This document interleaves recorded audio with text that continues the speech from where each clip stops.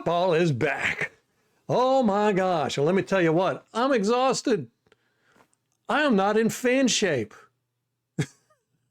I forgot what it's like, man. All the ups and downs, the stress, the happy, the bipolarness. You happy 1 second, you mad the next. You angry at the coach 1 second, you love him the next. You hate this player 1 second, you love him the next. Celebrating great plays 1 second, mad about boneheaded plays the next second. Now, this game was very similar to last year's game against the Falcons, the first time we played them. That game went into overtime. This one almost went into overtime. Almost. Thankfully, it didn't. Last year, they killed us over the middle, especially with yards after the catch. This year, they started doing that right away. It was just like, blam, catch the ball, go up the middle, yards after the catch, nobody could tackle. Bad tackling. Last year, we were getting pressure on the quarterback, but he was just able to throw it to open receivers down the field. Same thing happened in this game. I mean, basically, he was just able to throw the ball up. Last year, Sean Tucker had a great return for us on a kickoff. And this year, Johnson had a great return for us on a punt. Now, there are a few differences from last year. One, mainly that we won. But besides that, Baker Mayfield didn't throw any interceptions. Now, he tried. There was 2 or 3 balls that should have been intercepted by the Falcons in this game, but they weren't. Turnovers were a big difference. Last year, not only did we have interceptions, but number 3, Bates, he punched the ball out twice in the first matchup against us. He did it again later in the second matchup last year, but he didn't get any this year. But again, this is the same issue we had all last year, and I was hoping it'd be fixed this year, but we just can't get interceptions. Our guys just don't know how to catch the ball. There was 2 instances. Zion McCollum, who just got a huge contract extension, should have had 2 interceptions and just dropped them, both of them right out of his hands. One, Vita Vea jumped up this high. Ball hit him in the helmet. It goes up in the air and comes down. Zion McCollum's got all day to get underneath it. He does. Falls right out of his hands. The second one, Vita Vea gets a sack, and he hits Penix. I'm going to call him Penix. And Penix has a bad throw right into Zion McCollum's hands, drops it. So again, that seems to be something that we still got to work on this year. I haven't figured out, watching this game, what it was that Todd Bowles said he saw that's going to make the difference in his defensive secondary this year. I didn't see anything, but we'll have to look on the All-22 when we do that this week, see if we can spot any tweaks. What I can say is 35, Jamel Dean played like crap until the very end. Man, we had so many players that did this. They played like crap until the end, or they played great and then like crap at the end. It was very strange. Jamel Dean just played horrible all game and then had 2 great pass defenses in the end zone. It didn't really matter, though. Penix ended up scoring a touchdown, running it straight up the middle for us. But Jamel Dean playing horribly is just a continuation of last year. Now, Servassier Dennis played badly as well, especially covering Bijan Robinson. One time, I don't know what was going on. He totally blew coverage. It looked like he was running towards the line of scrimmage when he should have been covering Bijan, leaving Bijan wide open. He actually ended up, I think, getting benched from that. The announcers, that's what they said. So Servassier Dennis got benched for his series, and then he came back and he played like a man on fire after that. That was great. But then we got to talk about the elephant in the room. Chase McLaughlin. What happened there? Somebody explain to me what happened. I actually think I know what happened. You know, this is our guy. This is our guy who makes field goals and extra points like he's eating candy. He's the best we've ever had about, especially when you look at beyond the 50.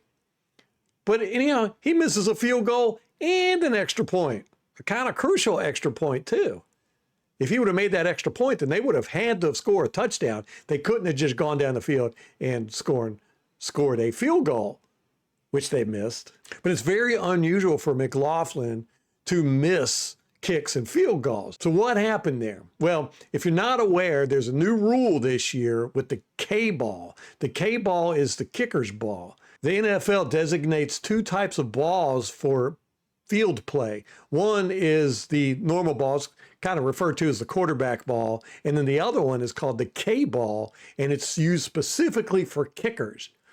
Now, the quarterback ball, teams get to use that all week long and break it in during practices and stuff like that. And when they go on the field, they're used to that ball. It's broken in. The K ball, the players were only allowed to get it 90 minutes before the game, and they had to scuff it up and break it in and all that good stuff. Well, this year they've decided they're going to let the kickers have the K ball for practices and stuff, well, many days before the game, so they can break it in too. So we're seeing across the league, that's why we had that 70-yard field goal in the preseason, we think is because the K ball, they're able to do things, scuff it, and get it prepared the way they want it.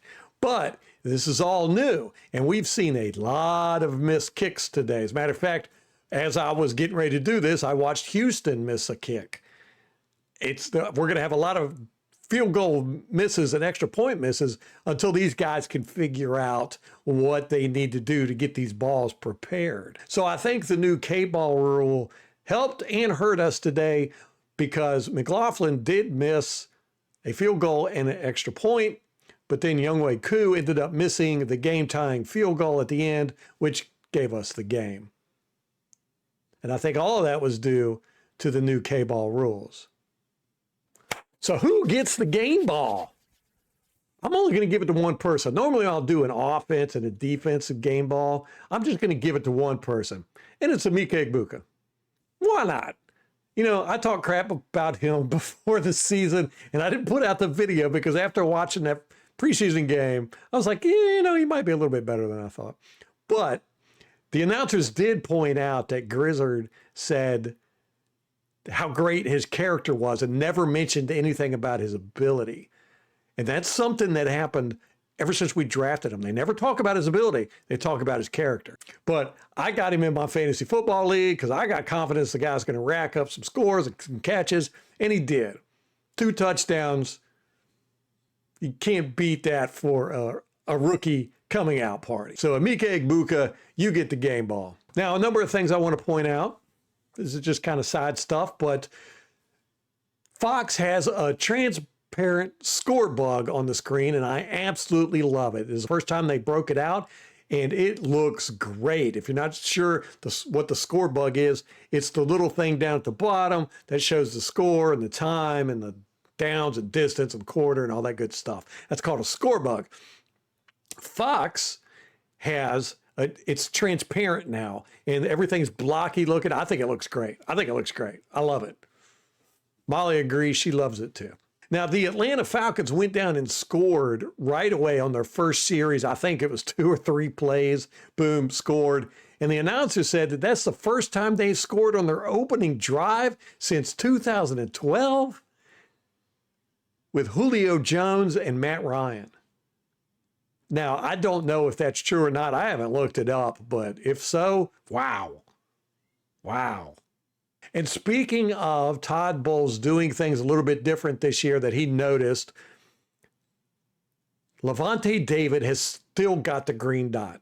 That really surprised me. So Levante David's going to be calling plays this year. It surprises me, one, because he doesn't like doing it.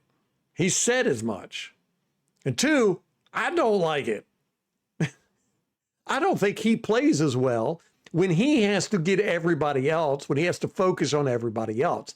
And I think today, I didn't see him that much. He just wasn't all over the field like he normally is. Oh, there was that one play, that busted coverage play by the Falcons that left Kate Otten wide open, and Mayfield missed him. Mayfield was blaming himself. I couldn't tell looking at it whose fault it was, but Mayfield threw it one way, Otten threw it another. That would have been a surefire touchdown because the Falcons just totally busted coverage on that one. Now, I want to get into some of the officiating. We've covered the Buccaneers and the Atlanta Falcons. Now let's cover the third team on the field, the Zebras. Number of things. One, in the third quarter, 12:32, on a 2nd and 8, Baker Mayfield threw it to Tej Johnson, and it was ruled a catch on the field. He caught the ball, tippy-toed it, went out of bounds. Now, for some stupid reason, and I didn't even see it happen. I just looked up and I saw that we only had 2 timeouts left. And I said, did we just call a timeout? Yeah, we called a timeout after that catch. It was a first down catch on the sideline. And during that timeout, Raheem Morris, the head coach for the Atlanta Falcons, decided to challenge the ruling that it was a catch. They reviewed it, saw that it was not a catch, and reversed the ruling. But they didn't give us our timeout back. And normally, I was under the assumption if you call a timeout and then the other team challenges it, you get your timeout back. But I don't know why we called a timeout. I don't know. I have to look up the rules on that, but maybe it's because they won the challenge. Don't know. But why did we call a timeout? One, it was dumb to call a timeout there.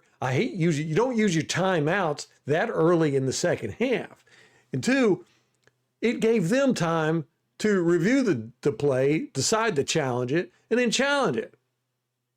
We ended up, because of that, we did not get the first down, and then McLaughlin had to come out and kick a 44-yard field goal, and he missed it. So I found that a very strange officiating thing. Stupid on our part for calling a timeout, but still, the officiating there was kind of weird. Then there was the whole, the Penix ran for a first down on a 4th and 3, I think it was, and he dove for the marker, and when he hit the ground, the ball came out, and it was a fumble. And Winfield picked it up, and he ran down, and they ruled it a fumble on the field recovered by the defense. But then, because it's a turnover, they review it, they decided, oh, well, Penix, because he dived forward, he was giving himself up. Now, he wasn't touched, but because he dived forward, he was giving himself up, and as soon as he touched the ground, he was down. So it went from being a fumble recovered by the defense to a first down by the Atlanta Falcons. Well, I'd never heard of that before, that if you dive forward, you're giving yourself up, and as soon as you touch the ground, the play's over. I mean, even if you fumble the ball. Here's another weird zebra thing. With about 20 seconds left, Bijan Robinson is running down the sideline, and he gets tackled inbounds, and the clock is ticking. So he runs over, they down the ball, they get the ball lined up, and then they spike it with 9 seconds left.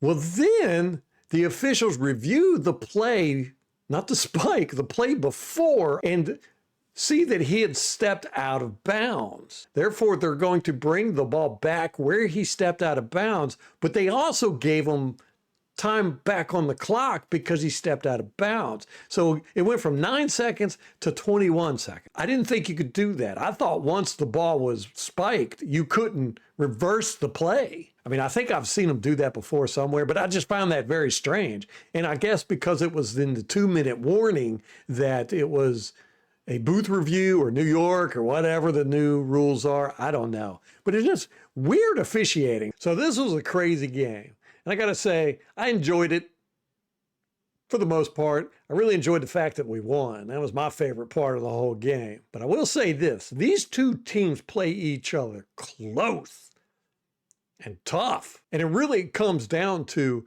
who makes the least mistakes. I mean, if Koo wouldn't have missed that field goal, it would have gone in overtime.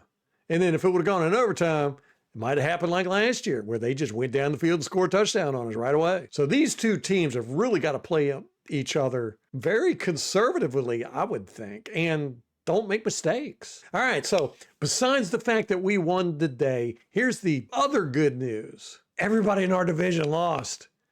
And I don't mean they just lost. They got stomped. The Arizona Cardinals beat the Saints. Man, the Saints were wearing the ugliest uniforms. It was really ugly. It was like stale mustard.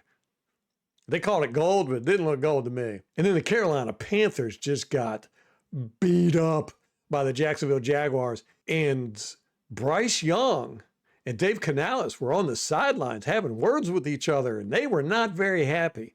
Bryce Young threw the ball away. He threw it out of the end zone. He purposely threw it away, which we talked about. That is a thing he started doing last year, where it's like if there's not an open receiver, like wide open, he's just going to throw it away. But he did that, and there was a guy wide open in the end zone. And I don't think Dave Canales was very happy with him. And they were having some words on the sidelines. Good stuff. Anyhow, we are number one. We're a game up on everybody in the division. We're going to take this, baby.